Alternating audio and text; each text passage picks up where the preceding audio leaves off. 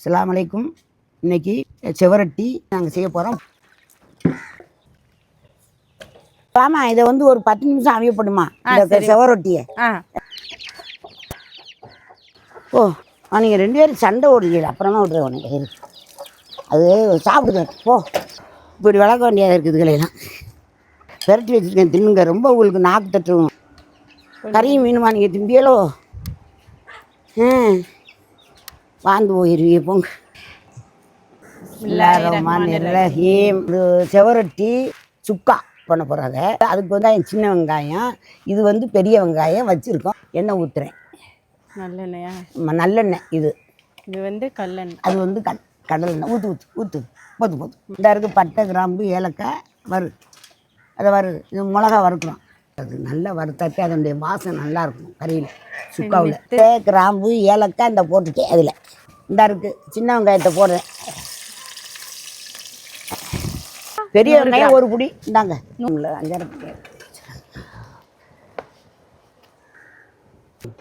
5 நல்லா கமகமகமான்னு ருசியாக சாப்பிட முடியும். நல்லா இருக்கும். எதுவுமே ரசித்து சாப்பிடணும். சாப்பாடு 1 ஸ்பூன் சர்க்கரை. சும்மா சாப்பாடுனா எல்லாம் சாப்பாடு இல்லை. இஞ்சி பூண்டு அரைச்ச விழுது கொஞ்சம் போடுவேன். இதில் 2 ஸ்பூன் போட்டேன். கிண்டி விடுவேன்.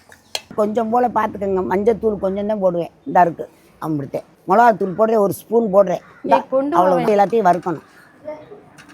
நீ எல்லோரும் நினைக்கலாம் இந்த மசாலா தானா, வேறு எதுவும் கிடையாதா அப்படின்ட்டு. இதே அஞ்சரை பொட்டிங்கிறது நாங்கள் அந்த காலத்தில் அரைச்சி சாப்பிட்டோம். இப்போவும் அதை நான் செய்வேன். எப்போதும் இதே செஞ்சு சாப்பிடுவேன்.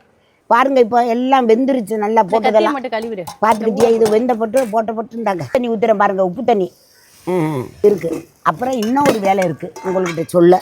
இதில் வந்து 2 ஸ்பூன் இது வந்து தேங்காய்க்கு பதிலாக இந்த எண்ணெயை ஊற்றுங்க.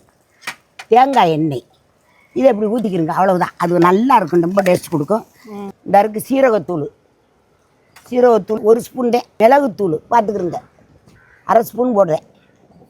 இந்த தூள் மல்லியும் மிளகாயுமா சேர்ந்து அரைச்சது. இது கொஞ்சம் வாசமாக இருக்கும், இது நல்லாயிருக்கும். தக்காளி புளிஞ்சு விடுறோம். தக்காளி முழுசாக போடக்கூடாது, எடுத்துரு. போதும், ரொம்ப புளிய வேணாம்.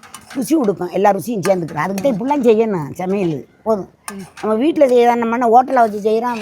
முடியாமல் போயிட போது நாளைக்கு நக்கி பாருமா. முடியாமா?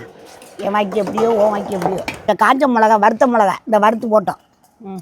மிளகா நல்ல வாசமாக இருக்கும். கல்யாணம் சில பேர் இந்த மிளகாயவே திண்டுருவாங்க, சாப்பிட்டுருவாங்க.